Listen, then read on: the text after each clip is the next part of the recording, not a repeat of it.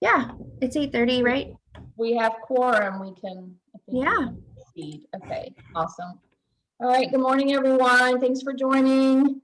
We have a packed full agenda today. So we're going to, excuse me, move through as quickly as we can. So we have to be mindful of the time. So we do have quite a few action items, which is unusual, but this just kind of demonstrates how busy this board is. So I will officially call the meeting to order.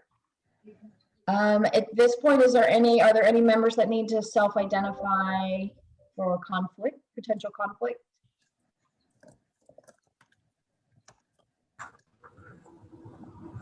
All right. The first action item, as typical, is the approval of the minutes from the March 9th meeting. Those were attached. You had a lot of stuff attached in your packet, so hopefully you've had a chance to read through that. And we did that, honestly. Some of that is in lieu of Tara's report and going through that, just to save time. So can I get, please, a motion to approve the March 9th minutes from someone? This is Connie. I so move. Thank you, Connie. Can I get a second? This is Katrina, second. Thank you. Any discussion or questions? All right, all those in favor of approving the minutes, say aye. Aye. Aye. Aye. Any opposed? All right, motion carries. Thank you. And then I'm going to kick it over to Eric. Do I see Eric? There's Eric. Hi. For the Hey, good mission morning. moment. For the mission moment for this time. Awesome. Thank you, Dana. And nice being here this morning. Thanks for having me. Today we have our mission moment. We wanted to lift up our customer, Bridget. And Bridget has been working with Brighton Center at our Campbell County Detention Center Chemical Dependency Program over the past several years. So Bridget, in a past life has struggled with substance use for many years. So she went through our chemical dependency program. September 2019, she was in our aftercare chemical dependency program for 6 months, working with Kentucky Career Center staff on resume, job search, and also a letter of disclosure, which communicates with employers about her background. So she got coaching on that. She was working at Waffle House at the time, and she actually, during this time, got promoted to assistant manager. So at that time, she was making the most she's ever made in her life at $13.50 an hour.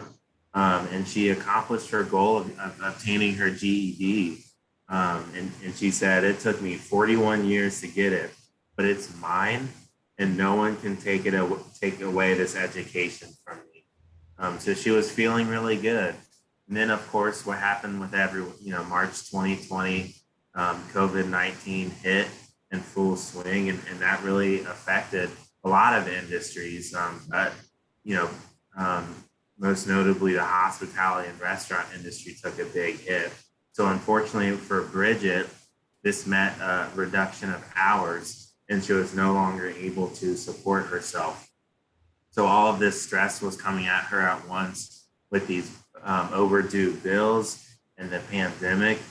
So she did relapse on her sobriety at that time because of all of these struggles and barriers that were happening in her life. But Bridget didn't let this derail her recovery. She leaned into the community that she built over time at the chemical dependency program and the recovery supports to help her quickly get back on track.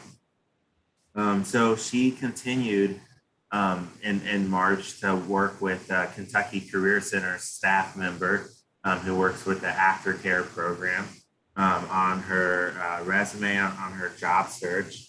And just in just 2 weeks with working with us again, we were able to get her a job at Camco Chemical Company, which is a manufacturer in Florence. We wanted to find an industry that was more high demand in this time of the pandemic. And this was definitely a manufacturer that was making high demand goods. And on March 28th, she got hired on Camco as a temporary worker, and continuing to work with Kentucky Career Center staff. We were able to identify some transferable skills and got her the confidence she needed to apply for a permanent position. So she actually got a permanent position as a line supervisor at Camco, making $16 an hour. So this position definitely meant more for Bridget than just an increase in salary. You know, she was behind on her car payments at this time, and because she got this Camco job, this line supervisor job, she was able to catch up on her car payments. And at the time of this story, she only had one car payment due before she was able to own her car, you know, for the first time. And also, you know, she's received benefits that she's never received before with this position. She had a death in the family, and she was going to take some PTO time, but instead, Camco approached her and say, "Hey, you know, we have bereavement leave here," and she's never had a job where there was bereavement leave offered. So she felt so valued and supported by her employer. So now, you know, Bridget gives back to the recovery community. She serves as a mentor and support for the women in the program beginning their recovery journey. She's always quick to pass out her phone number with the instructions, "Listen, call me anytime that you need," to the women in the program. So she's really committed in supporting them in their sobriety and life in general. So that's our mission moment, Bridget. Eric, thank you for that, and we congratulate Bridget on her success, and I'd be interested to kind of watch how she progresses over the next few months. So appreciate that, Eric, so much. Any reaction or questions for Eric? All right, thanks again, Eric. All right, so we're going to move on now to the committee updates. This is kind of where we have the bulk of our action today, so lots of stuff to get through. So Jamie, I'll kick it over to you for program and youth.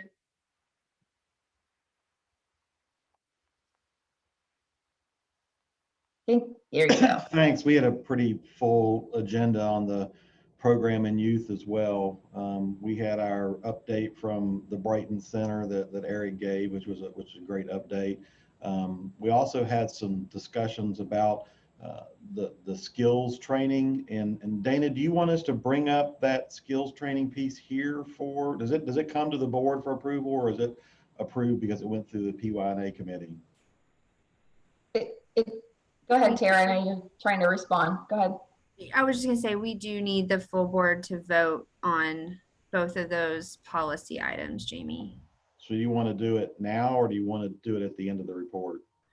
Do you want to go through your report and then we can kind of go through each thing that was on the agenda? We can do it that way if you want.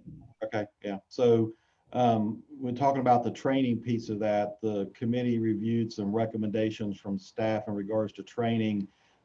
Currently we had some wording that, allowed us to give up to $3,500 per fiscal year, up to $7,000 for 2 fiscal years.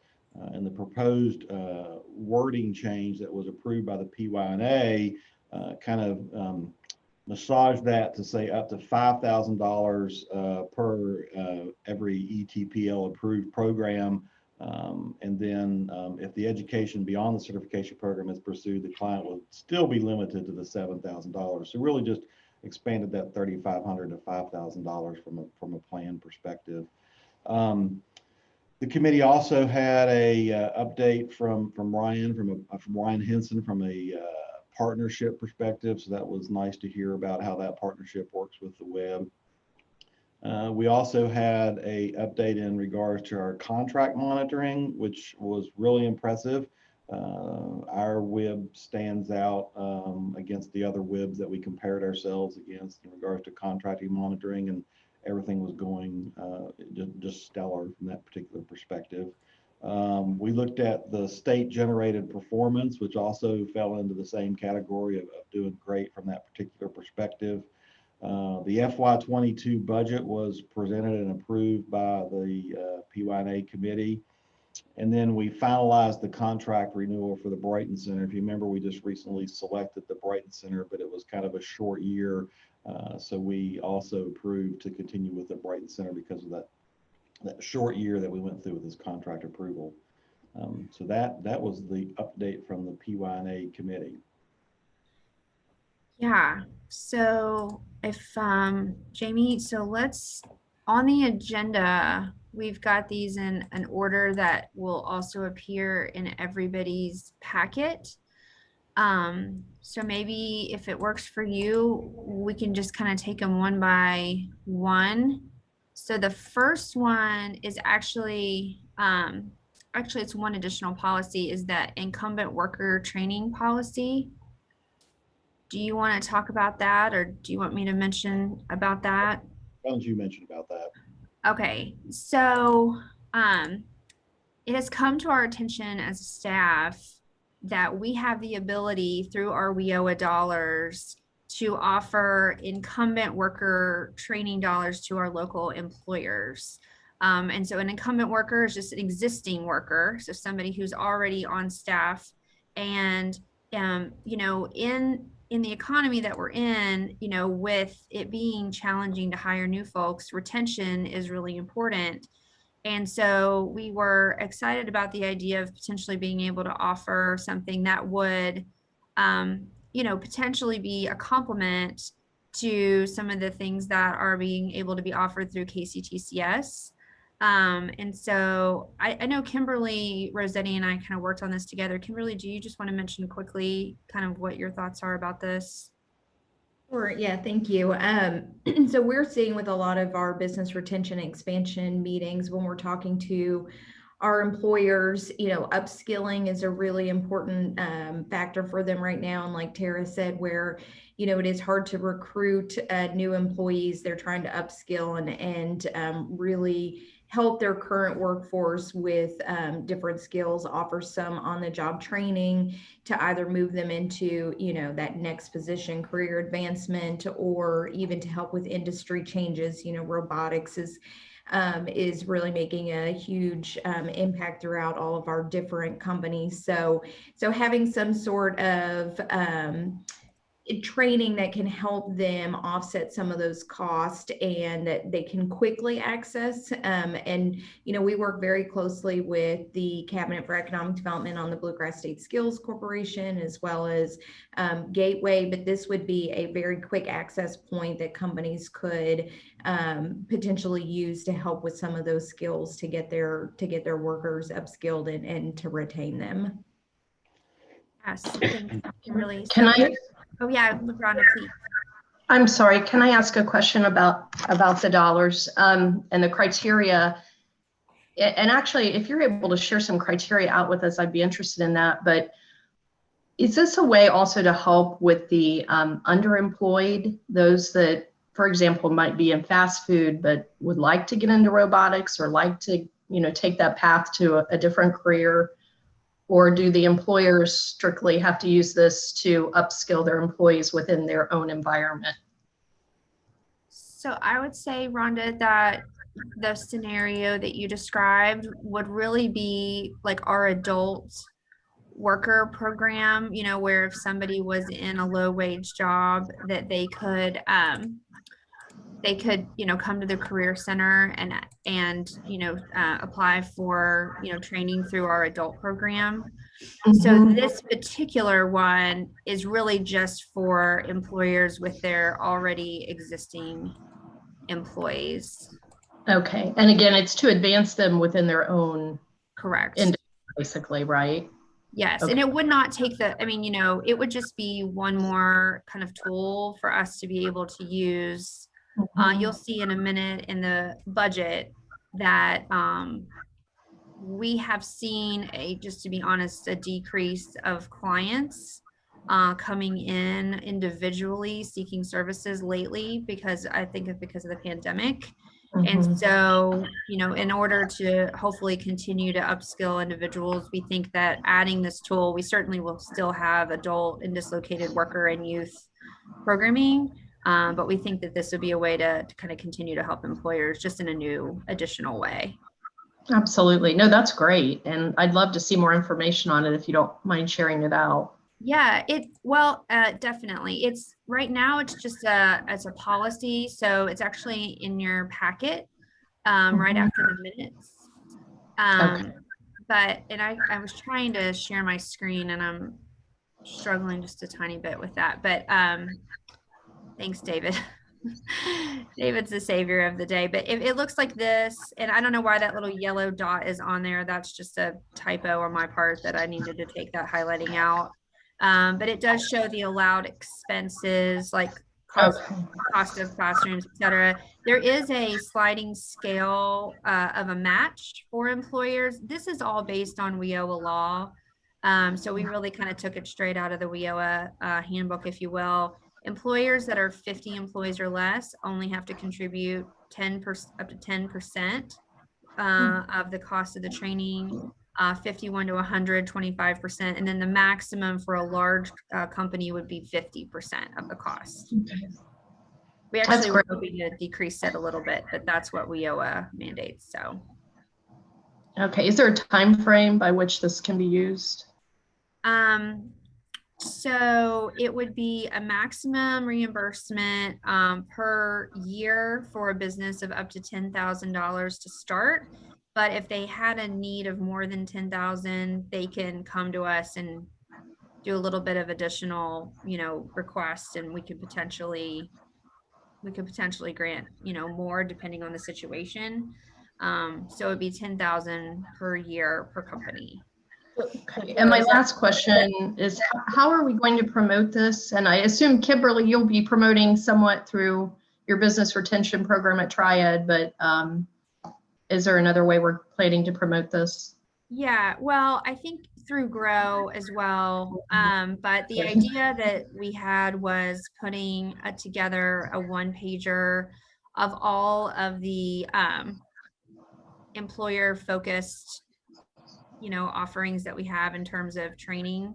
And so that it would be like one piece of paper, just kind of easy to see. And then if somebody wanted to find out more, then they could contact us. So a little That's bit great. easier package for it. Yeah, Got it. Thanks, Tara. Thanks. absolutely. And Tara, is this fiscal year? Money has to be spent this fiscal year? It'll be based, yeah, it will be based on fiscal year for 22. budgeting standpoint. Yeah. 2022? So it will start effective. That's a good question, Dana. So we would start being able to do this July 1st. Yeah, okay, thank you.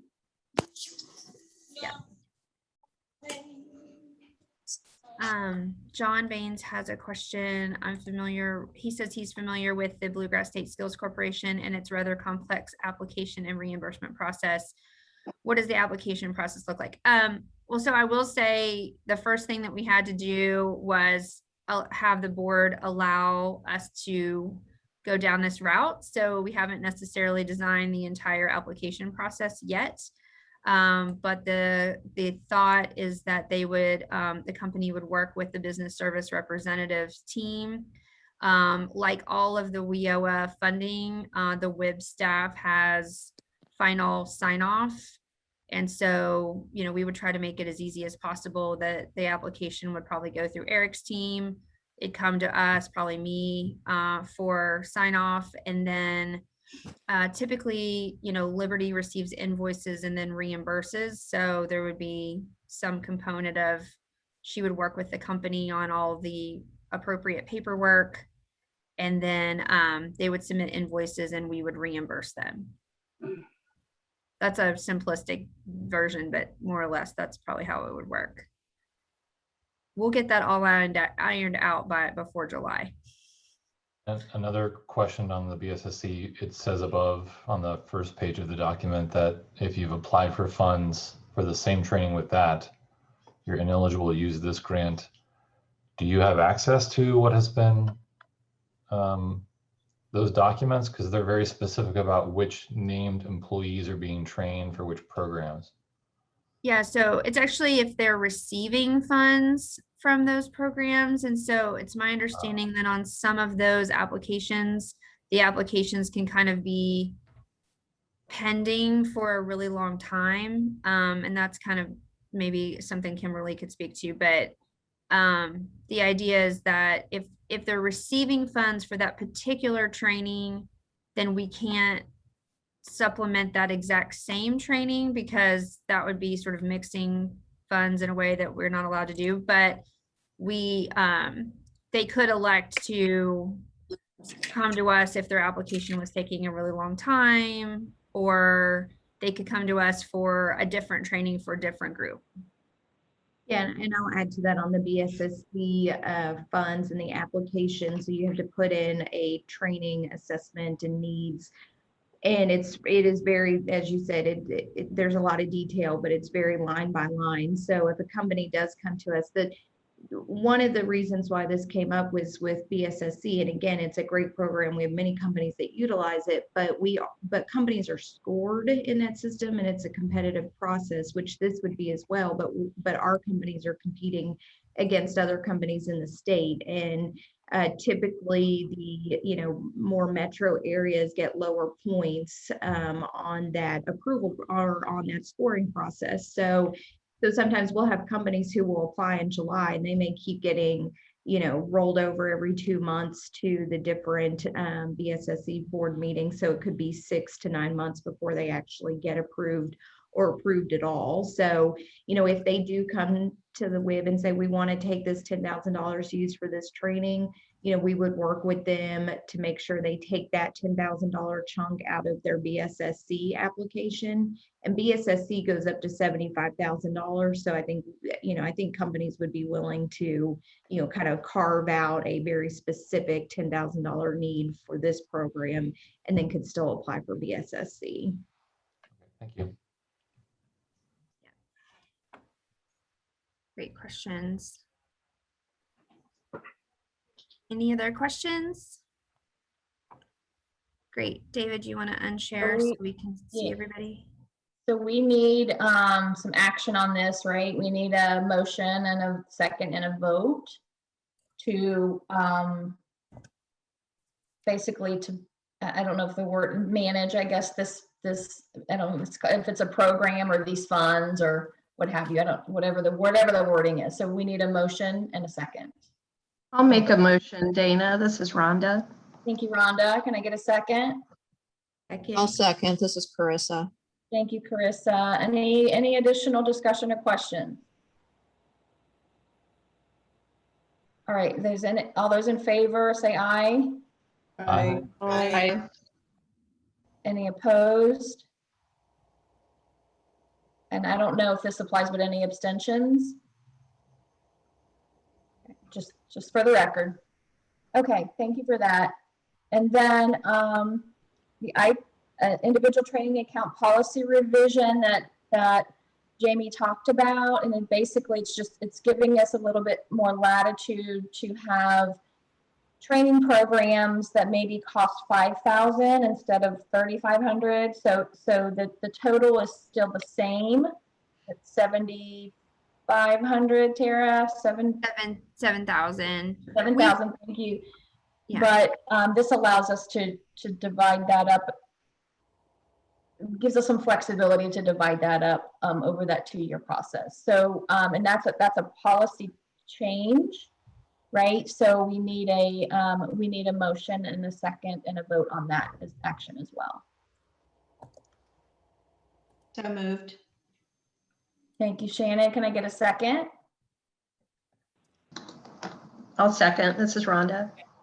Thank you, Rhonda. Any questions or discussion?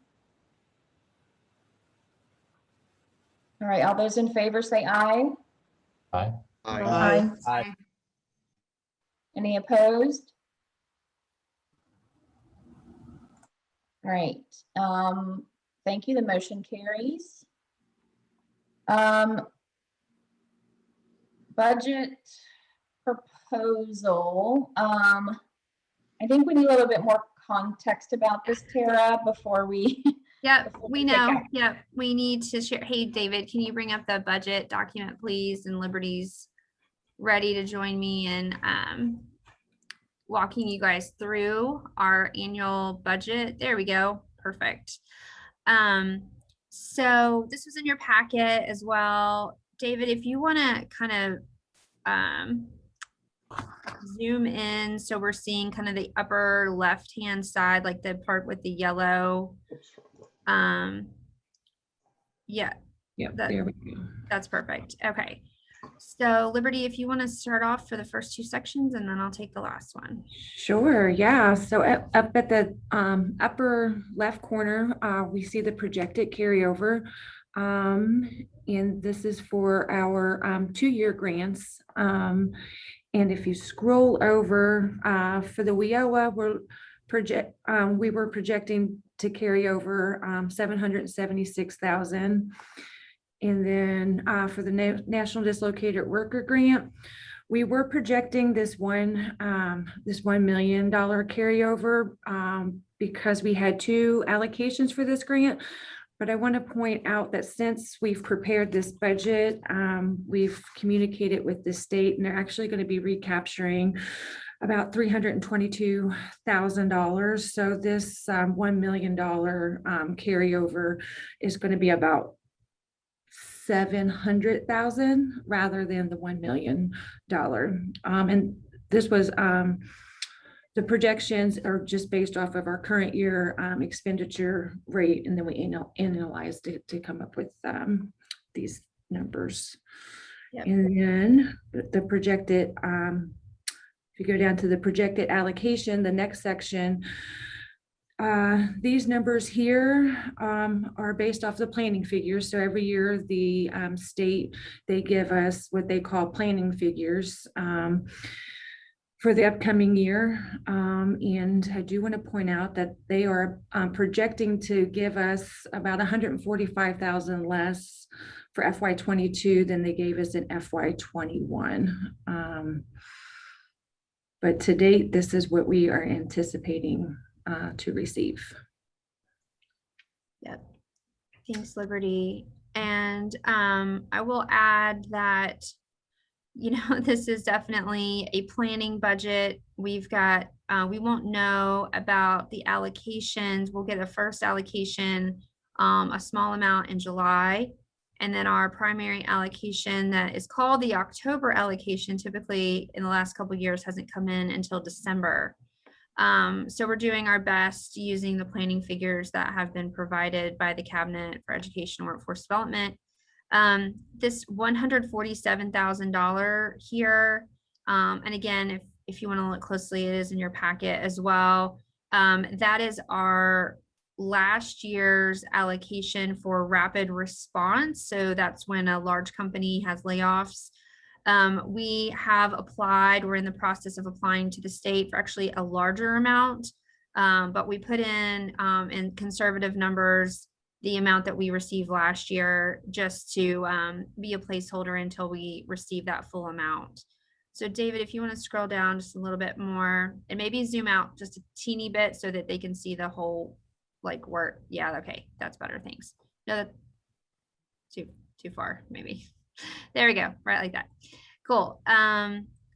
So yeah, that's good. So just to kind of go through this, you'll see we've got the operator funds at about, we divide those up between dislocated worker, adult, and youth funds. So right at $200,000 budget for operating the career center and all the locations. So not a ton of money.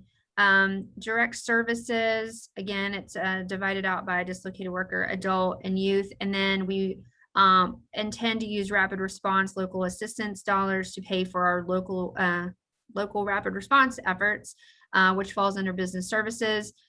So bringing that just over $1 million for direct services, $1,007,977.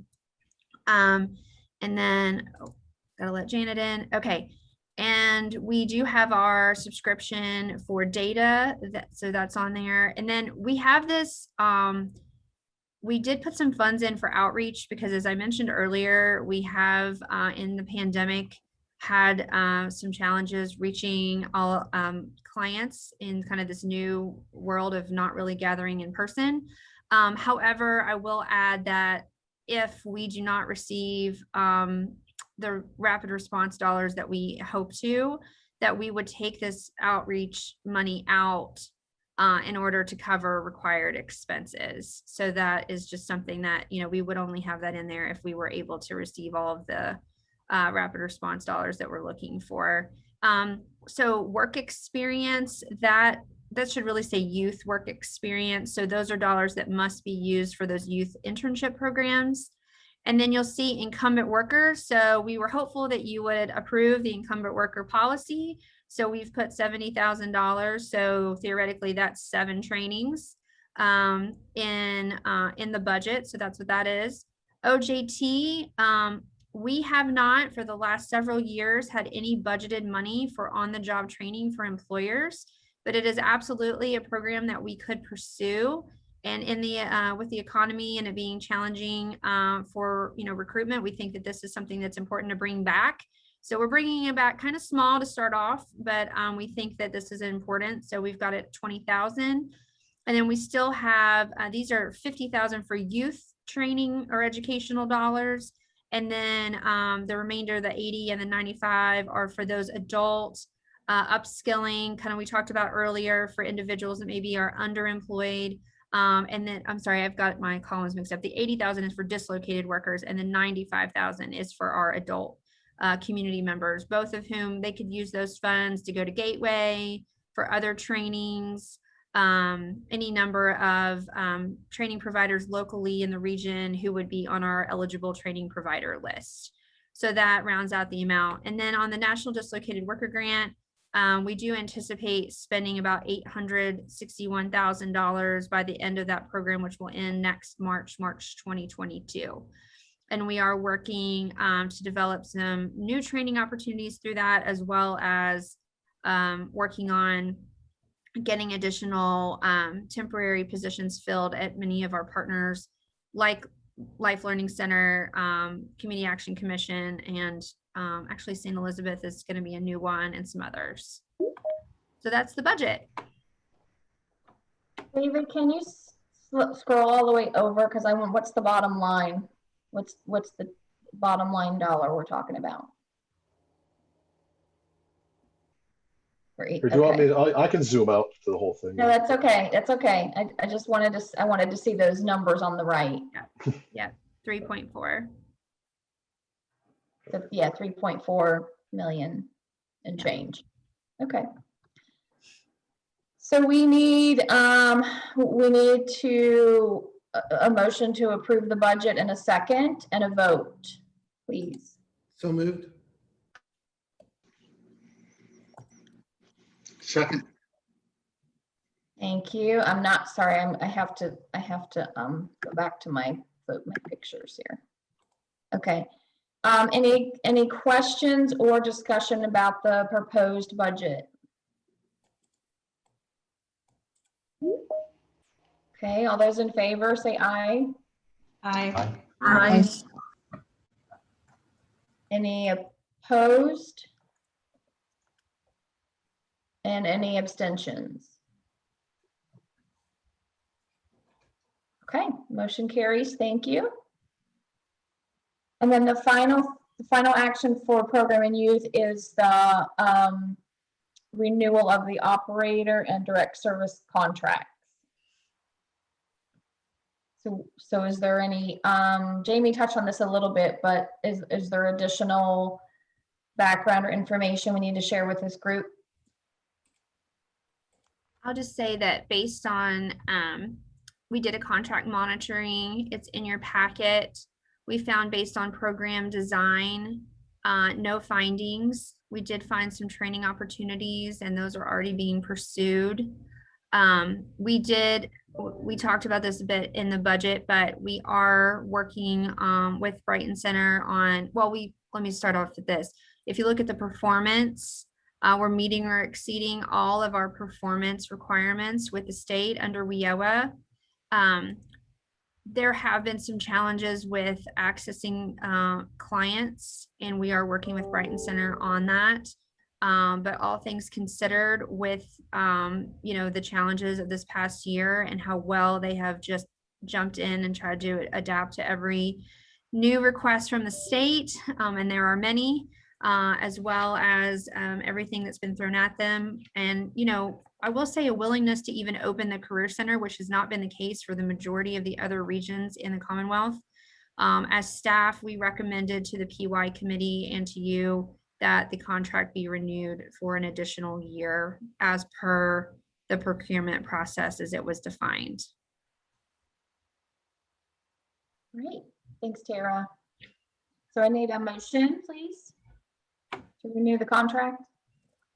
Baines, I'll move. Yeah, Dean, thank you. Can I get a second? Michelle Sesterick, second. Thank you, Michelle. Any questions or discussion? Those in favor, say aye. Aye. Aye. Aye. Any opposed? And any abstentions?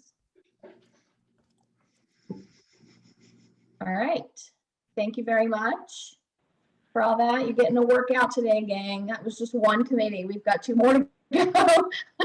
Seatbelts on. Here we go. So, okay, thank you for that. Jamie, anything else from your committee, or have we covered everything?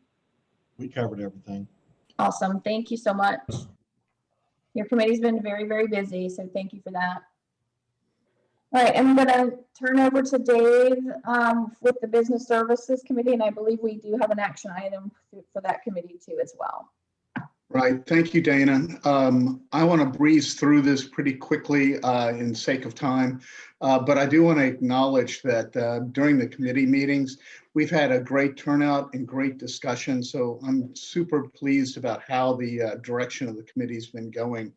As far as our last meeting, I'm going to skip around a little bit and wait until the end to get to the action item. But we went through and looked at the industry credential update that we've been working on since mid last year. One of the goals was to make sure that we had a repeatable process kind of in place. So that's coming together, moving forward. Tara has been able to reach out through the NKWIB and through the state educational side to help support some of the dialogue. So I'm pretty happy about how that's going. There'll be more during the regular committee meetings on an ongoing basis on that, but I think we've met our goals about how to go forward. We heard obviously from the Career Center update from Corey and his staff. So things are going well there. A lot of good operator highlights, and Eric gave us a business services update that was well received. We do have a partnership moment inside the meeting, and from that we heard from Grow with what's going on from the Grow side and how that interacts with the business services group's agendas. So that seemed to mesh very well. One of the things that we did talk about in relationship to the Grow and was a large subject during the dialogue was a review of the data analysis or KPIs that we use as a WIB and especially as a business services outlook to allow us to decide direction to go forward. One of the things that we have been discussing through a number of meetings was that we had a lot of KPIs and a lot of data that we were trying to absorb and then assimilate out as far as policy and direction. So as a result of that, there was a call for an ad hoc group to start looking at the KPIs and the data that's required for us to actually make good, solid decisions. The direction is to streamline it a little bit and come up with some of the most important KPIs to move forward. The ad hoc committee has started to come together. Dr. Hara and Dr. Figueroa agreed to lead and support the committee, so we're pretty happy about that. In the next upcoming meetings, we'll have some more dialogue and direction as far as that goes. As far as the action item, what we need to talk about today is the Williamstown certification activity. As you recall, we've been going through the community and certifying additional areas for our participants in the community to reach out and interact with the Career Center in a number of different locations. One of the final ones we have to do is the Williamstown certification. And Corey, I'm going to ask you to talk a little bit more about the process that you went through. But just as a background, we have been working through some of the issues that were identified in the initial audits back in December of 2020. There were some things pointed out during the audits, primarily ADA type of compliance concerns that were brought up, and we have addressed those, and we certainly appreciate that input from the audit group to allow us to focus on those. Corey, can you talk a little bit about the process and what you guys worked through? Sure thing. Thanks, Dave. So I'd like to just start by reminding everyone that the certification process for an affiliate site, which is what Williamstown is more involved than the certification for an access point site. So toward the end of last year and even into January, this board approved several locations as Kentucky Career Center access points. And so this is just more extensive for the Williamstown location. Thank you to Christy Henry for being our team lead on this. I think I saw Christy on here. One of the things is for an affiliate level certification, we need to have a certain composition of review team members. And of course, we need representation from our local board. And so Christy served as that person and our team lead. We also needed representation from another board, which was Dolly Holland from the Bluegrass Workforce Investment Board. And we needed a local business owner in the area of Grant County, and that was David Sponsel. He owns Browning Country Ham. And we needed a partner who was not on site and not a core partner, which is an interesting, I don't know why we have that specific criteria, but Marie Mahan served as that partner. She works for Goodwill. One of our partners yet is not a core partner and not on site at the Williamstown location. The review team did a very good, thorough review. Of course, did the walkthrough, went through the application, had some very challenging questions. Ultimately, they voted to approve the certification of the Williamstown Career Center. There were a few positive things noted, such as, the location down there is very convenient for both job seekers and businesses, being located right adjacent to the Williamstown City Building and on site with NKU and SkillsU / Gateway. Being in partnership down there with NKU and Gateway and co-located in the same building is really a great benefit. And so the review team noted those things. There were a couple of recommendations that were both involving signage. One had to do with getting better signage to let folks know where our handicap accessible entryway was. And so we're in the process of working with NKU to get that signage added. And then the other part was getting more signage near the road so that we can just do a better job with general outreach, letting folks know that we're back in the NKU building back there. But ultimately, the review team voted to approve this site as a certified affiliate career center. And I don't know if Christy Henry might have anything to add or anything to that. Not to put you on the spot, Christy, sorry. No, you're fine. I think all went well. There was just a couple of small things that we would like to see happen a little better, some signage, but the building, I've been in the building many times, so the building works for what we need. Thanks, Christy. Unless there are questions, that's pretty much all I have on that. Okay, any questions or comments? If not, I'll entertain a motion to approve the Williamstown certification. This is Dave. I'll make the motion. Okay, thank you, Dave. Second, please. This is Connie, I second. Okay. Any additional conversation? Otherwise, all in favor, please vote aye. Aye. Anybody opposed? All right, great. Motion carries. Dana, that's my report for right now. Any other questions regarding what I went through? I apologize for going so quickly, but wanted to get it in. There's still a lot more on the agenda. No, I appreciate that, Dave. You covered it really well. I think we have a good understanding. The only thing I want to add for the record is if there were any abstentions to the last motion.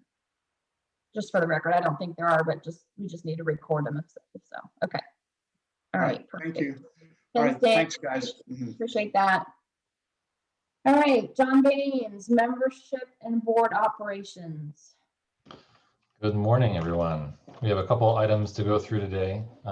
First are member nominations, and both members should be familiar to you. As you recall, we updated our bylaws to clarify how long members can be members on the WIB and the process if someone wants to renew as a member. So we have two of those cases today. One is due to the position or the office that is in there and what is required under our bylaws. And that is our first nomination today. So you'll see Ryan Henson listed as a new nomination. And again, when their 3 terms expire, they need to be nominated as a new member again. So Ryan will go through this process. I'm open to answering any questions about this, but again, I don't expect many since these are familiar names. So if I could get a motion to approve. So moved, Carissa. Carissa, and a second, please. I saw Dave's hand go up. There you go. Dave's got a 2 up. All those in favor of Ryan Henson? Aye. Aye. Aye. All right. Any opposed? Excellent. Next up is our fearless Michelle Sesteric, who also her 3 terms expired and is interested in renewing as a new nomination. Again, Michelle's been with us for quite a while, so I don't believe any introductions are necessary or background on this. Again, it's just going through the procedures that we updated with our bylaw changes. So if I could also get a motion for approval for Michelle's nomination. This is Rhonda. I'll approve. Thank you, Rhonda. And a second. This is I'll Dave second, Schroeder. I'll Carissa. second. Oh. Let Carissa Dave go. Rissa was the second on that one. All those in favor say aye. Aye. Aye. Aye. Any opposed? All right, motion carries. Welcome back. John, yeah, just really quickly. So can we just note in the records that Any abstentions? Michelle and Ryan both abstained? just so that we have that official. Thank you. Yeah, thank you. Okay, the other major piece for this committee's report are our officer nominations. Terry, did you have a document to share, or should I just read that? Sorry, yes, we do have a document to share. Dave, if you want to pull it up, it's on the very bottom, the Word document that says FY 22-23 NKWIB officer slate proposal. If you see it in the folder, or I can try. Oh, also, I've been muted this whole time. Yeah, I got it. Oh, sorry. Okay, yeah, that's it. Perfect. So the preamble on top is essentially the snippet from our bylaws that we updated again this year, bringing more transparency to the process. You're more than welcome to read that again, but all of you have received copies of that, so it's really just there as a reminder for that. And before I present the the nominees for our officer positions as well as our committee chairs, I'd like to extend a special thank you for both Carissa and Michelle Tyson, who served as officers for the last term. And as also a member of the executive committee, I've always appreciated their voice on that. So thank you very much for your contributions as members and also as officers. So for the upcoming term, again, these are 2-year terms that are effective July 1st. The nominee for chair is Michelle Sesteric. For vice chair is Jimmy Parsons. Treasurer is Dave Schrader. And secretary is Katrina Bowman Thomas. We have new committee members for program and youth. Dean McKay will be taking that over, or is nominated to take that over. And Brian Bozeman will chair the business services committee. And I will remain as the chair as membership and board operations committee chair. So again, Dana, I'm sorry, Tara, can you walk me through this process? The same thing for a motion as the complete, or are these individuals? Well, it does say in the bylaws the proposed slate of officers, so I believe you can vote on this slate as a whole. All right, let's do that. So may I have a motion to approve this slate of nominees? This is Rhonda. I would enthusiastically like to make a motion. It's a great slate. Please make sure that's noted in our minutes for the enthusiastic recommendation. Absolutely will. Is there a second, even more enthusiastic? This is Brent. I'll second with an appropriate level of enthusiasm. In the minutes, that'll sound great, Brent. Okay, all those in favor, please say aye. Aye. Aye. Aye.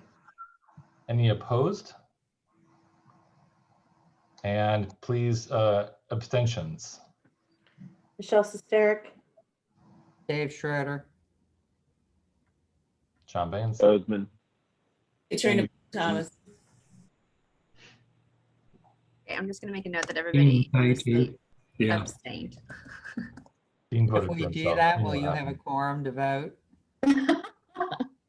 We still, I was so enthusiastic that I voted for Michelle.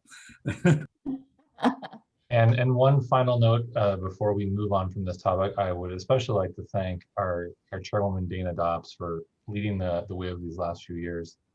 It's been excellent having you there and working with you, and really appreciate all that you've done for us.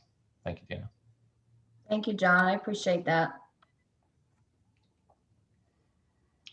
Okay, the last order for the committee is our spotlight. And normally we do a member spotlight, but we have a long overdue spotlight that we have not had the chance to do. So today we get to have the executive director spotlight. All right, can you guys see that? Okay, cool. So I should have done this about 16 months ago, but I think we were so focused on just getting to work that I didn't really properly introduce myself. So for those of you that are new on the board, congrats. You get to hear a little bit about me and have some appropriately embarrassing photos. So this will be quick, but just a little bit about your director, Tara Johnson Nome. So let's see if I can make the thing advance. Okay, so I'm originally from Ashland, Kentucky. I grew up in a small business family. Our house was on our former dairy farm. That's actually a sign from the old dairy that we have at our house. I went to, everybody talks about what school did you go to in Northern Kentucky. I went to Paul Blazer High School in Ashland, and I spent a lot of time at June Kahn School of Dance, where I taught ballet, took ballet, was in a ballet company. That was kind of like my whole life when I was a kid. And then I did something that kind of changed the trajectory for me. So I participated in this high school exchange program. So we had students come and stay with us for a month in the fall. And then in the spring, we went to Spain for 2 weeks and totally fell in love with traveling. It's kind of the theme of this presentation. You can see the map. So I got to go to Madrid and kind of travel all around this area with that program when I was a junior in high school. And I kind of got the bug for traveling from there. I went to Center College after graduation. I majored in international relations and Spanish. I I don't know, I thought I was going to do some kind of like international business something. I was in a sorority because that's what you did at Center, and I studied abroad in India and went kind of all over that country and in Mexico. So at one point I was fairly fluent in Spanish, but it's been a while now. We specifically studied all the Mayan ruins. So if you ever want to talk about old buildings with me, I would be happy to do that. It was a lot of fun. After college, I went to George Washington University. I had, again, sort of plans to do something. By this point, I wanted to do something in international affairs and development. So this happened to be the fall, however, of 2001. So this only child from Ashland, Kentucky had been in DC for about 3 weeks when the September 11th attacks occurred. And I was kind of at the same time in all these classes where I was talking about international development. And I was kind of thinking, you know, I'm from Eastern Kentucky. I can do development at home. So I finished out that semester at GW and I came back to Kentucky. My free place to live had relocated though. So my parents, my mom was with Ashland Inc. before she retired. So they moved their headquarters to Northern Kentucky. So I came here and I really wanted to get a master's degree. This slide looks totally different than the other ones. I don't really know why, but I got a master's of community planning from UC. And while I was there, I really kind of like traveling. So I spent a summer doing an internship in economic development planning and historic preservation on the island of Crete. That was pretty awesome. And kind of helped some small villages think about how do they keep their character while being bombarded by hundreds of thousands of tourists every year. So that was cool. Ended up having to get a real job. So I've worked at a lot of places.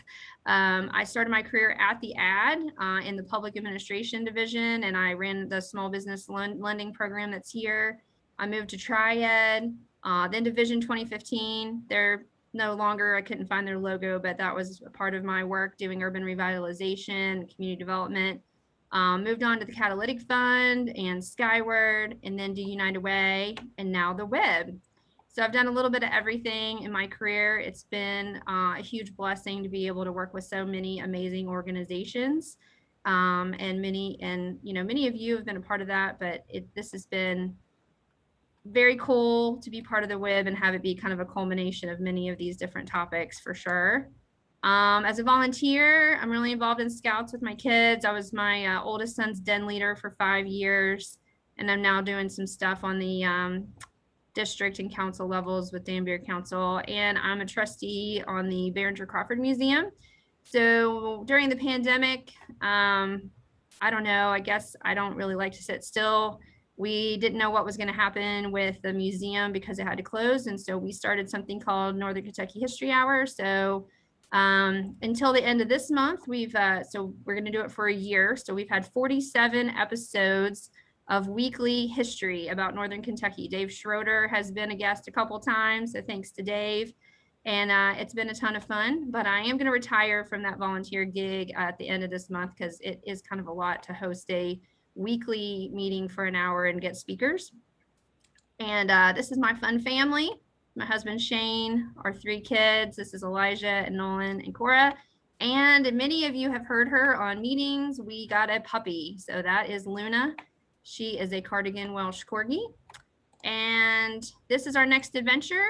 In June, the last 2 weeks of the month, we are going on a cross-country road trip in an RV with all those adorable kids you saw and the puppy, and going all the way to Yellowstone and back from it. We're renting the RV out of Minneapolis, so should be fun times. So that's me. Now you guys know a little bit more about me.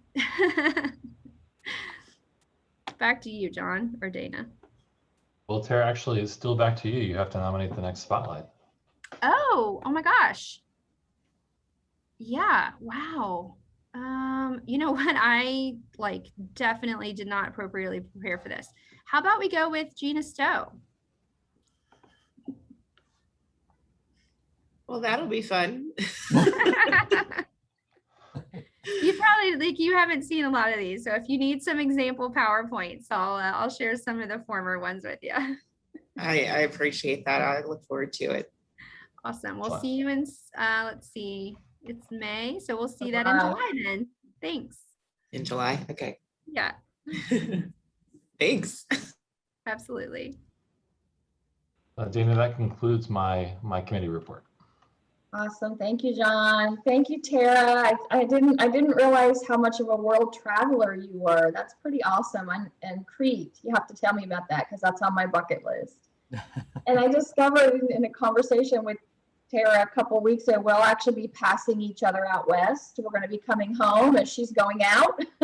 So I almost the same places. So I was like, shoot, too bad we couldn't coordinate that a little bit better. But anyway, have fun. And we too will be camping. So we'll see. 4 of us in a camper. We'll see how that goes for 2 weeks.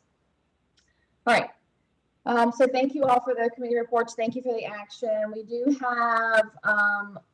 do have one other piece of business that we have to take action on. That is the strategic plan. And so we're gonna pull that up in just a minute. But I just wanted to say, I can't thank enough this group, particularly the working team for the strategic plan, but also all the committees for the local and regional plan. I talked about this, I think, before, but the local and regional plan is something that we were required to do from the state, and it required a lot of collaboration from a regional perspective with another WIB, and we did that, and this group I think voted on that. We had a special meeting to vote on that, and so it took staff in particular a lot of time to pull together. We have a great product that was approved by this board. It was approved by the local elected officials at the end of April. Keep my timing honest here, Tara, and it's now official. So thank you for all the work on that. In conjunction with that, we were also doing the strategic plan, which we're going to look at and vote on today. And this is basically this is kind of our governance, if you will. So that's kind of how this board operates from a high level, and it's related to the plan. So it's kind of, the strategic plan is more about our mission, our values, our elements, which we'll talk about in a little bit. And the elements tie pretty directly to the more kind of in the weeds stuff that the local plan talked about. So it's all connected. There was a lot of work. We've been doing a lot of work since January. There was a strategic planning team that worked on this. I know there were lots of opportunities for people to participate in that, and Tara sent this out ahead of time to give folks a chance to read it. So I said that to say a couple of things. Again, thank you for all the work. It's been a lot of work, as you can imagine. And the second thing is the action that we need is to basically to vote to approve the strategic plan. The action is not to rehash the content, and so respectfully we've been doing that since January. So I just want to kind of keep us on track with what we need to do with this. So anything else, Tara, before we get into it? No, I can share it. You covered it all. Okay. Let's see, is that still sharing the wrong thing? Sorry. Can you see the plan, or are you seeing my other screen? I can see the plan. Okay, great. Cool. So Dana, do you want me to walk through each component, or do you want to? I'll walk through just the items that are complete, but I think I want you to spend the most time on the diversity, equity, inclusion statement, and then the values briefly, but then mostly the elements. Okay. So the vision statement and mission statement, lots of iterations of this among the group back and forth. And essentially, basically, we were trying to be true to what these are. So vision statement is really, what's our ultimate goal? What are we striving to be and to do? And so we feel like having a mission statement that says every Northern Kentucky community thrives as a result of sustained economic prosperity. That's really what we're about. So, you know, as you can imagine, when you get people in the room and there's lots of conversation about language and how to word something, we did go through that with every single one of these components, and you know, we're comfortable that we're in a good place with these. And then the same with really the mission statement. We simplified the mission statement. We felt not that the previous mission statement wasn't a good one and it wasn't reflective of what we were doing, but we were trying to be succinct. And it was really kind of like, you know, when you talk about the elevator speech that you're trying to, you know, if you had to talk to somebody about what we do, that elevator speech is that 30-second, you know, thing that grabs them. And that's really what we were, what we were aiming for with our mission statement. It's easy to remember and to repeat to people when they ask you, what's the mission of the Northern Kentucky Workforce Investment Board? And we wanted to make sure we caught the three components of engaged employers, skilled job seekers, and then collective impact, because that's really what we're looking to do, is, you know, have an impact broadly across the region. So those two things are complete. Tara, I'll kick it over to you to talk about the diversity, equity, and inclusion statement, the values, and then the elements that are somewhat new. Okay. So with the diversity, equity, and inclusion statement, it says pending board approval, and we're hoping to have your approval today. This is a statement that we actually had a group pull out from the strategic planning committee and specifically work on this a bit. So thank you to all of them. We really wanted to highlight, you know, this work, and so that's why we're having a separate statement. But then we also wanted to make sure that it was clear that this is not just something standalone, it's also incorporated into our core values. And so it's not an accident that the fourth value down in the alphabetized bulleted list is equity, and then it's the same language as from the DEI statement, because we really wanted to make sure that even though we have a standalone statement to make sure that it's clear how we feel about this topic, that we also make sure that it's clear that it's incorporated, equities should be incorporated in everything that we do. So I know you guys can read this yourself, but I'm just going to briefly just highlight a couple of items. The WIB embraces the need for diversity, equity, and inclusion to be a component of everything we do. We strive to create a network that meets business needs while it also supports the dignity of our clients, dignity being a word that we really focused on as a group. We respond to regional employment needs through the perspectives of local employers' demand for talent and economic empowerment. We are a catalyst. That was one we talked about for a while, the word catalyst, for equity, inclusion, and life-changing results for all of our clients.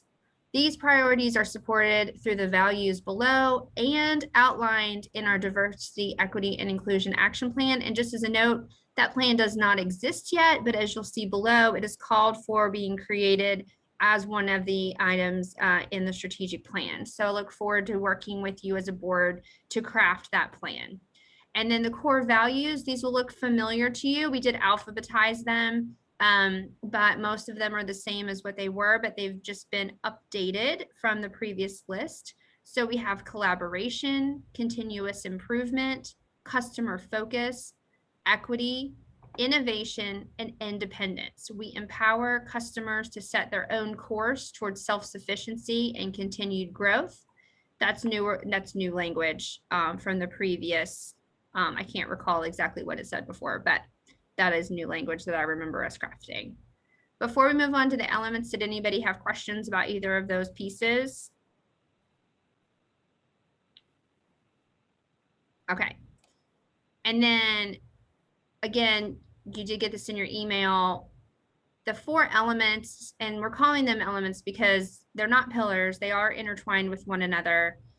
We have, and these shouldn't surprise any of us, these are really the themes that came out of the longer, more comprehensive local and regional WIOA plan: employer services, job seeker services, board governance, and data-driven decision-making.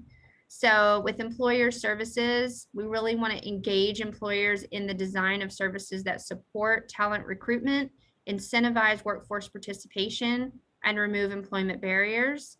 We want to do that by monitoring and responding to the employer feedback we get from the Career Center Business Services, serving as a trusted resources and collaborator, and assessing and deploying WIOA resources as available. So like the incumbent worker training that you guys voted on earlier, that would be a great example of hearing what our employers are saying that they need and responding with what we can do from a WIOA standpoint. Job seeker services, preparing individuals to enter and advance along the talent pipeline, aligning with P12, adult and post-secondary education, those lifelong opportunities. And again, monitoring and assessing outcomes for individuals that use the Career Center, leveraging those partnerships and connecting educational and training partners with those employers that we talked about. It's, like I said, all connected. Board governance, calling for creation of a diversity, equity, and inclusion committee and creating a DEI action plan, and then increasing initiatives designed to engage current board members and attract new board members from all 5 in-demand industry sectors and all 8 counties in our region. Again, maintaining that strong leadership and community connectivity. So the 4th element being data-driven decision-making. This is a theme that came up over and again. We really have a lot of data. How do we make sure we're using it properly? So we've got here, respond to changing employer and individual needs by effectively leveraging local, state, and federal resources, and then benchmarking impact through data and metrics. Collaboration is key here. I say collaborate, we say rather collaborate with regional workforce partners. We know GROW is a huge piece of this, and we are working with GROW on a metrics effort at the moment. Update financial and programmatic key performance indicators and analyze regularly. That's just the best practice that we just had to keep in there. And then establish innovative workforce policy and funding using regional labor market information as well as local Career Center performance data. So that, my friends, is your strategic plan for fiscal year 2022 to 2025. It's purposefully shorter and yet more expansive in scope than the previous one. It's designed to allow you to explore what's possible as a board, and I'm really excited to see what comes next. Hey, Tara, this is Katrina. I think it looks really good. 2 things I would ask for you to consider. One, you talk about equity, diversity, and inclusion with your board governance, but I think maybe a mention of that with the staff, what type of training. And I don't know if maybe that's going to be in your DEI action plan. Yeah. I think that, that you may want to consider that. And then also under 4, where it says, you're looking at your key indicators, I would add there through an equity lens. You're saying, you're going to analyze it regularly, but I would add, through an equity lens so you can really get a clear picture of those outcomes.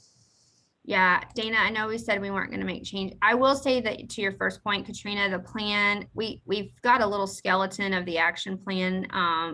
We didn't go too far along with it because it's really important to us to get some client engagement with that DEI action plan. So we didn't want to go too far down the path without, really getting that committee put together starting in July. But the idea is absolutely to have training components and also actually to be able to eventually highlight employers who we think are getting it right. So those are some of the concepts that you will see, I think, coming out of that plan. But Dana, I do think adding the term with an equity lens is a good call out that we could just put in here.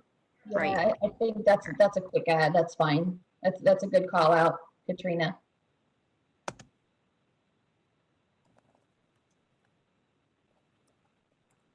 Okay. I'm going to spell it right though. There we go. Anybody else have questions?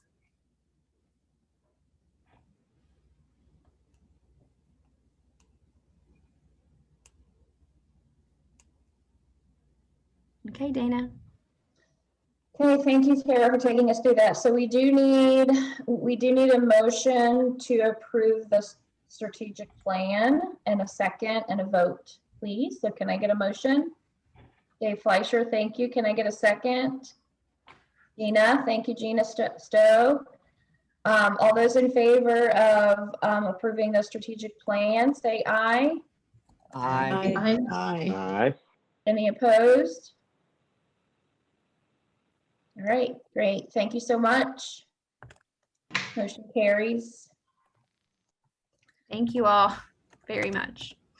Yeah, so we're going to move on. I know, Tara, a lot of the stuff in your director's report was included in the attachment, but I want to give you a chance to hit things that you think are important. And I also want to give Eric and Corey an opportunity. Before I do that, I was remiss, though, in thanking the folks who stepped up for the new officers. So thank you, everyone, for doing that. It's sometimes hard to put your hand up, so appreciate everybody being willing to do that.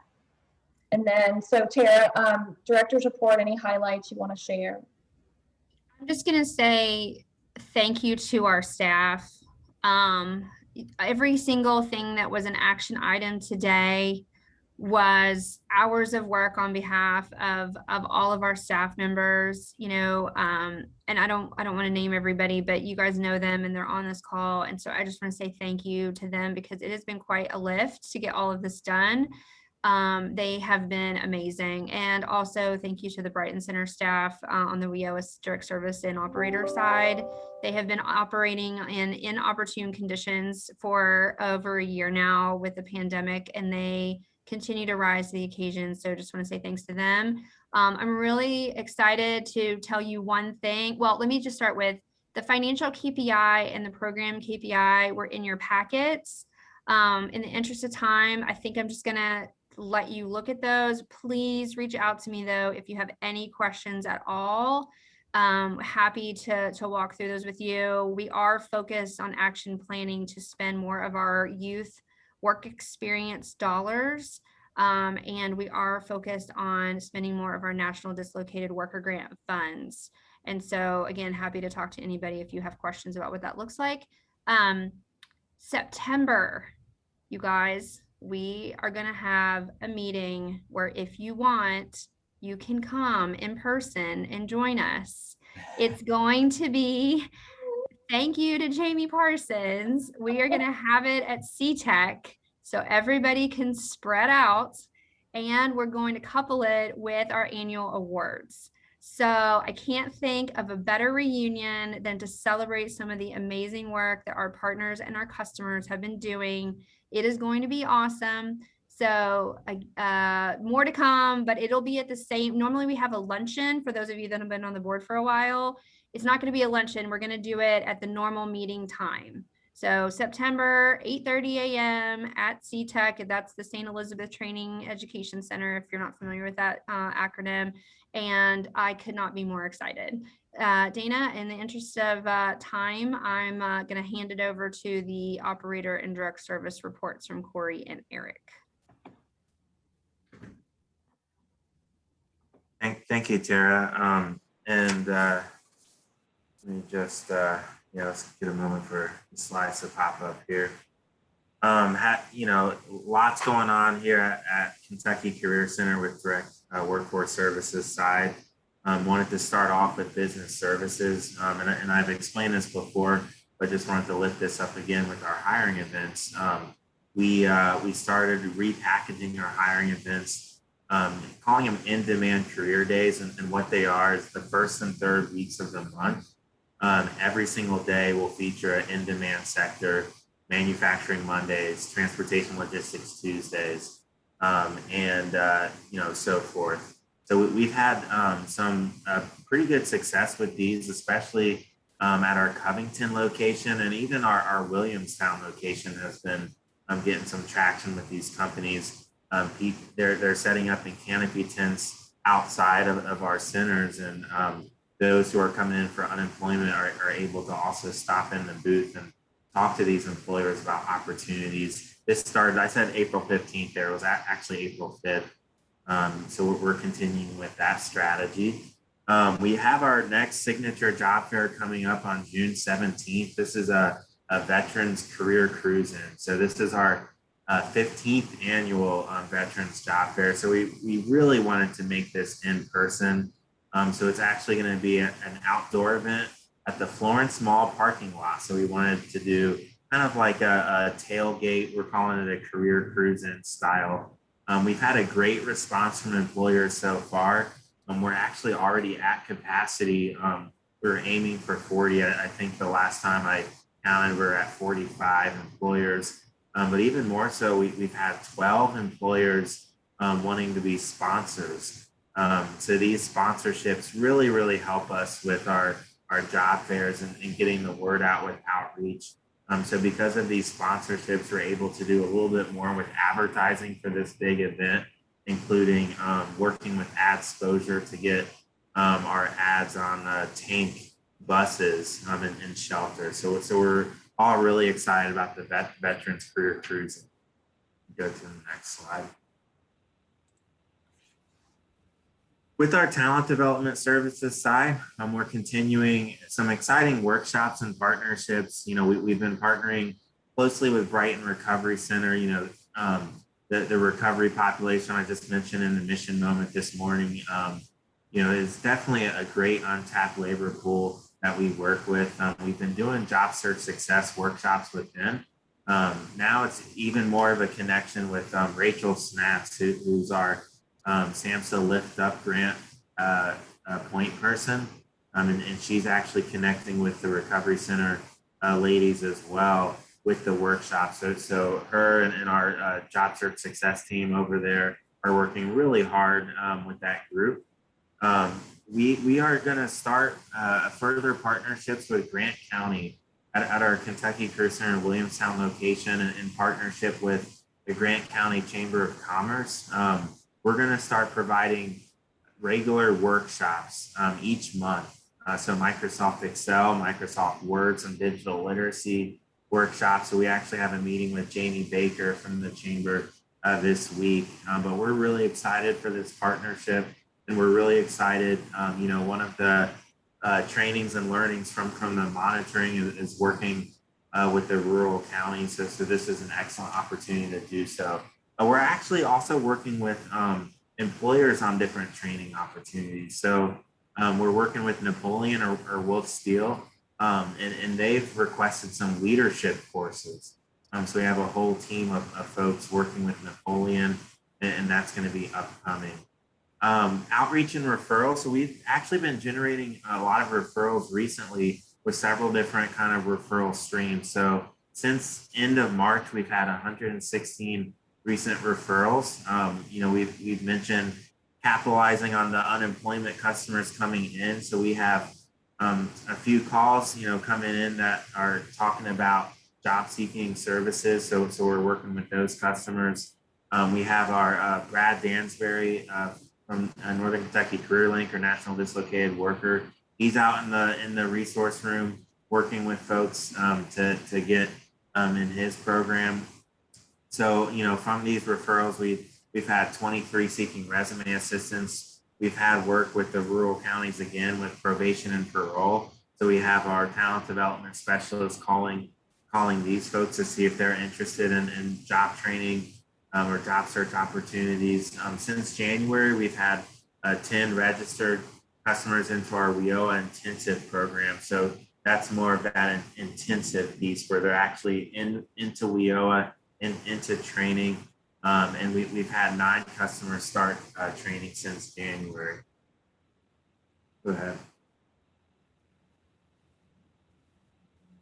And then really quickly, our youth talent development services, we've had 400 students in all of these great opportunities: Carroll County, Owen County, Campbell County, Cooper High School. We've had an expungement fair last week. We've met with 13 individuals, connected them to legal services. And we have some upcoming cohorts that we're working on. CompuDopt is in June, and also the Welder's Helper we're partnering with Gateway on. So we're really focusing on outreach and getting folks into these programs. We've also had 5 recent placements on work experience. One, specifically working with Kentucky Career Center started today. And last week we've had one starting at HSD Metrics, a really good opportunity with this IT career pathway. Corey, I think that moves on to you. All right, thanks, Eric. I will go quickly. Again, there's a handout, a one pager in the packet. If I skim over anything and you want more information, please feel free to reach out. As I think most of you know, we've been doing in-person unemployment appointments at the Career Center in Covington since April 15th. Those have been going very well. There have been few, if any, negative incidents. So I can't say enough positive things about that. Thank you very much to our Career Development Office team for working hard on that. We're seeing about 48 appointments a day. I did want to mention that the phone call volume has increased significantly. I was looking at numbers, and our number of incoming phone calls has doubled since March. In March, we had 1,077 calls. In April, we've had almost 2,200. And so that's something that we're keeping an eye on. Part of that is because of the fact that most workforce development areas do not have their local phones turned on. And so we're receiving some calls from other regions. I won't say that's the only reason that we've seen an uptick. Proud to report that our employer satisfaction rate is up to 97.6%, which was our goal. A year ago, around this time, we were at 86%. And looking back at previous reports, our goal was to get to 97%. So we're really happy that we've been able to reach that milestone. If you want to advance, please, David. Wanted to touch on outreach communication a little bit. We're pleased with the amount of traction that we've been getting in terms of our Facebook and Twitter social media presence. As you can see, we've continued to grow that reach with both Facebook and Twitter, with both of those platforms. Also, just wanted to reference, if you think back to July of 2019, which is not on the slide, July 2019, we're below 1,500 Facebook likes. We're at 1,483, and with Twitter, we were at 633. So we continue to climb. But one thing that I'm going to be very intentional about doing is really making sure our content is that we're doubling down on our job seeker services, our innovative opportunities, our employer services, because the last thing we want to do is revert back to being known as the unemployment office. And with all of the unemployment action that's happening right now, if we don't be careful, we're going to be back to being known as the unemployment office. So we're going to do everything we can in terms of our communication to avoid that. And then a couple things really quickly that are in the works. It is time to update our Kentucky Career Center partner MOU. This needs to be done every 3 years. So I'm in communication with the partners now to get that language updated. I hope that we're actually able to add a couple of partners now that we have 2 additional access points in Owen County and Pendleton County libraries. I would love to have those 2 be added as official partners. Of course, Kenton County Public Library is already an official partner. And then lastly, wanted to let everybody know the Innovation Center space at the Kentucky Career Center has been underutilized, especially for the last year with COVID. Naturally, we haven't seen much use of that space. But we were approached earlier this year by the city of Covington with an opportunity, and we grabbed it. And so some of you may have even seen it on Fox 19 yesterday. There was some coverage around that. But we're going to be hosting an organization called Cable Academy for a pilot training program in the IT space. And so more to come on that, but we're excited to be able to put that space to good use and offer an additional opportunity for training for some of our job seekers. And that's all I have. Thanks very much. Awesome. Corey and Eric, thank you so much. I know we were tight on time and you very succinctly did that. So thank you so much. Thanks everyone. We're at time. Again, lots of stuff today, lots of decisions. Thank you for your attention and your action. Next meeting is July 13th. And I think at that point, I will officially hand the gavel over to Michelle, who will take the lead at that point. So thanks everyone. Have a great rest of your day, and we will see you in July. Take care. Thank you so much, everybody. We really appreciate it.